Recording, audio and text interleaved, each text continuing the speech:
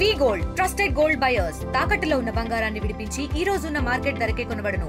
మరిన్ని వివరాలకు సంప్రదించండి 7710 పుట్టిపాలెం గ్రామం కాకర్ల దిబ్బలో నిన్న మా నోటీస్కి ఒక ఇష్యూ వచ్చింది.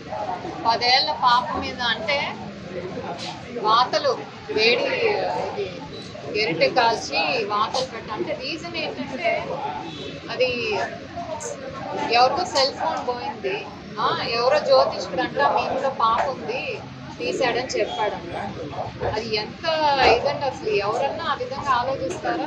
ఆధారాలు లేవు, ఏమీ లేవు, కేవలం ఆ జ్యోతిష్కుడు చెప్పాడు ఆ పాపే తీసి ఉంటుంది మీ ఇంట్లో అని చెప్పి కనీసం పాపకి మాట్లాడే అవకాశం ఇవ్వకుండా చెప్పే అవకాశం కూడా ఇవ్వకుండా వేడి గెలిచి తీసుకొని కాల్చి మూతి మీద చేతుల మీద కాళ్ళ మీద వాటర్ పెట్టారంటే ఎంత అమానుషంగా అందరూ కూడా ఆలోచించారు.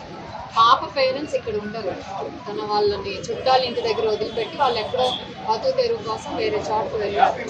అలాంటి పాప కనీసం స్కూల్కి కూడా వెళ్ళట్లేదంట.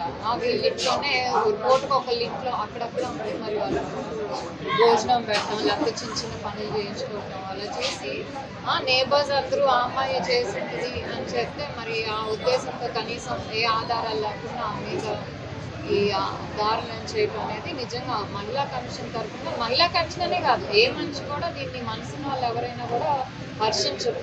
సో దీన్ని గవర్నమెంట్ కూడా చాలా సీరియస్గా తీసుకుంది. ఎందుకంటే నిన్న జరిగిన ఏదైతే మీటింగ్ ఉందో సుపరిపాలన తొలడుగు సీఎం గారు కానీ డిప్యూటీ సీఎం గారు కానీ చాలా క్లియర్గా చెప్పారు, రాష్ట్రంలో ఎక్కడైనా చిన్నపిల్లల మీద కానీ ఆడవాళ్ళ మీద కానీ ఎక్కడైనా అన్యాయం జరిగినా అరాచకం జరిగినా ఊరుకునే లేదు. పోలీసులకు కూడా చాలా ఇన్స్ట్రక్షన్స్ ఇచ్చారు, ఫ్రీ హ్యాండ్ ఇచ్చారు. ఎవరైనా సరే వాళ్ళని మీరు వెంటనే శిక్షించాలి, కేసు పెట్టాలి, ఇలాంటివి జరగకూడదు రాష్ట్రంలో. ఎందుకంటే ఇది ప్రో విమెన్ గవర్నమెంట్, విమెన్ అంతా వాళ్ళ సంతకాల మీద నిలబడాలి. చిన్నపిల్లలు కూడా ప్రతి ఒక్కళ్ళు స్కూల్కి వెళ్ళాలి అనే ఉద్దేశంతో ఉన్న ప్రభుత్వం ఇది. సో ఇలాంటివి ఎక్కడా కూడా జరగకుండా చూసే బాధ్యత గవర్నమెంట్ తీసుకుంటుంది.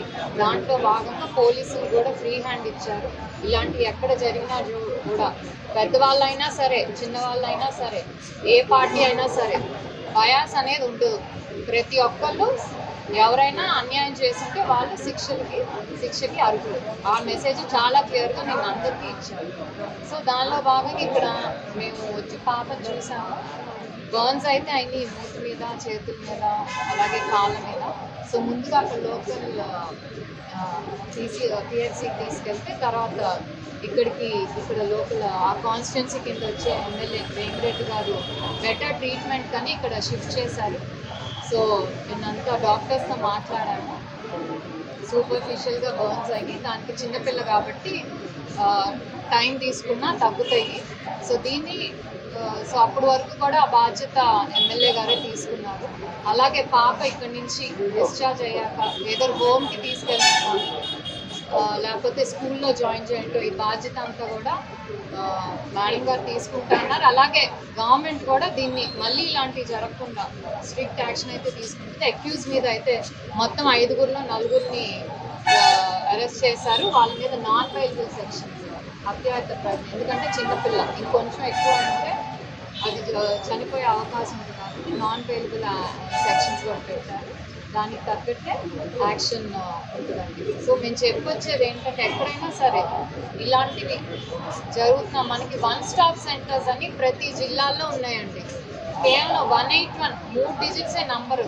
ఎక్కడ ఏ ఇబ్బంది ఆడపిల్లలకు కానివ్వండి, మైనర్స్ కానివ్వండి, ఆడవాళ్ళకి ఎక్కడైనా అన్యాయం జరుగుతుంది మీరు ఒక్క ఫోన్ కాల్ చేస్తే చాలు. మా పీడీస్ వీళ్ళందరూ ఇక్కడే ఉంటారు. ఎక్కడే ఇన్సిడెంట్ అయినా కూడా ఫస్ట్ పీడీస్ వెళ్ళి పోలీసులతో కోఆర్డినేట్ చేసుకుని, లేకపోతే హాస్పిటల్స్ అయితే హాస్పిటల్స్తో కోఆర్డినేట్ చేసుకొని ఇవన్నీ వాళ్ళకి మళ్ళీ ఎక్కడికి వెళ్ళటానికి అవకాశం లేకపోతే ముందు 1 స్టాప్ సెంటర్లో ఒక 5 నుంచి 7 రోజుల వరకు ఉంచుకుంటారు. తర్వాత ఇంకా ఎక్కువసేపు వాళ్ళకి ఎవరు లేరు, వాళ్ళకి ఒక నీడ కావాలంటే మళ్ళీ హోమ్స్కి తీసుకెళ్తారు. పిల్లలకి ఎడ్యుకేషన్ అవసరం అయితే స్కూల్స్లో జాయిన్ చేస్తారు. సో ఇవన్నీ కూడా గవర్నమెంట్ వాళ్ళ బాధ్యతగా కేంద్ర సహకారంతో అలాగే రాష్ట్ర సహకారంతో ఇలాంటి సెంటర్స్ ఉన్నాయి, ఇలాంటి హోమ్స్ ఉన్నాయి. తప్పకుండా అందరూ కూడా వీళ్ళు ప్రభుత్వం నడిపి ఇలాంటి ఫెసిలిటీస్ ఏమున్నాయో అవి ఉపయోగించుకోవాలి. ఇలాంటి సంఘటనలు ఎక్కడైనా మీకు చిన్నపిల్లల మీద ఎక్కడైనా జరుగుతుందంటే కేవలం ఆ నంబర్కి ఫోన్ చేయండి, వాళ్ళు కేర్ తీసుకుంటారు. ఇలాంటి సంఘటన మళ్ళీ పునరావృతం కావాలి. అలాగే పోలీసులు కానీ గవర్నమెంట్ కానీ తప్పకుండా సీరియస్ యాక్షన్ తీసుకుని వాళ్ళు శిక్షిస్తారు. For latest updates on India-Pakistan tensions, download RTV Live app.